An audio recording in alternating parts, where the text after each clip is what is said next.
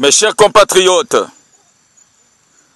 comme suite à l'accord qui vient d'être signé à Kinkala, nous prenons acte de la volonté de deux parties de désamorcer la crise et de rendre permissif le processus de paix dans le département du Pôle, en jugeant nécessaire d'arrêter les hostilités.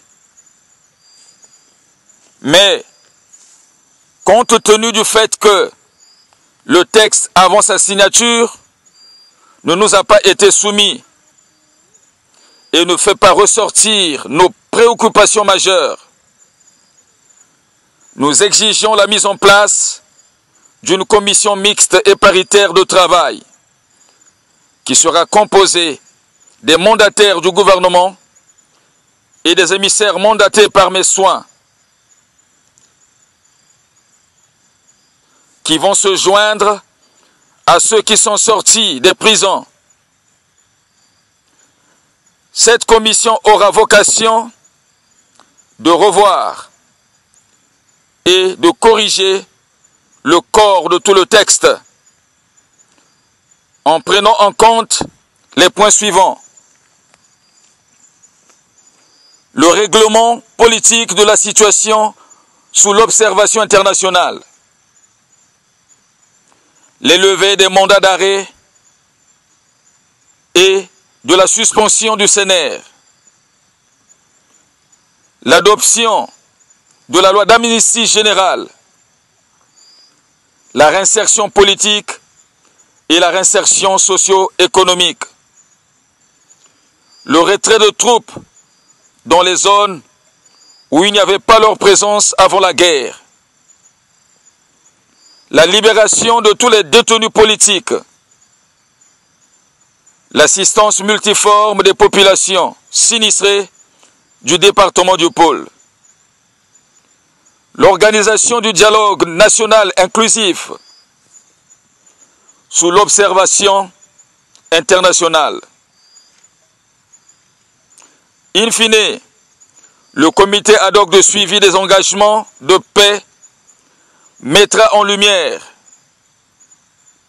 et suivra l'exécution de ce qui sera conclu et consigné dans l'accord de cessez-le-feu et de cessation des hostilités qui sera notre Bible commune.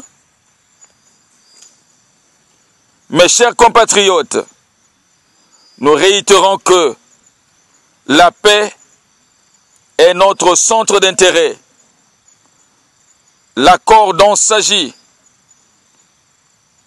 doit être revisité conformément aux principes généraux du droit. Il doit, en l'espèce, refléter les aspirations de chacune des parties pour que la bonne foi auréole son exécution en toute responsabilité. C'est pourquoi nous invitons le gouvernement à prendre toutes les dispositions nécessaires pour l'accueil et la sécurité de la délégation que je mettrai en route, ce dans un bref délai. Par ailleurs, comme il est de coutume, la réinstallation des populations doit se faire conjointement par les deux parties lorsque la sécurité aura été garantie. Et, le cas échéant, sous l'œil vigilant de la société civile et des personnes physiques ou morales neutres. En somme, la roue de la paix, nous en sommes convaincus, va tourner dans un sens positif si nous nous y mettons sincèrement. Que Dieu le Très-Haut veille sur nous et bâtisse notre édifice national, le Congo. Je vous remercie.